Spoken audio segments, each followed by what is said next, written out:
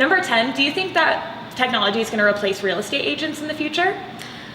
Well, I think no. I mean, there's so much value that we provide as real estate agents. I don't think that technology is going to come in and really disrupt the industry yet. They talked about a few different companies, Rex and Zillow, but one company that they failed to mention was Compass, and I think that's the most interesting technology real estate partnership that I've seen.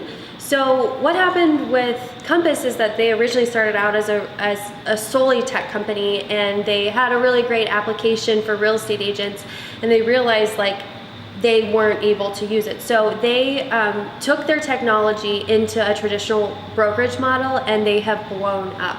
So I think it's really the combination of technology plus traditional real estate agents that's going to be the winning combination.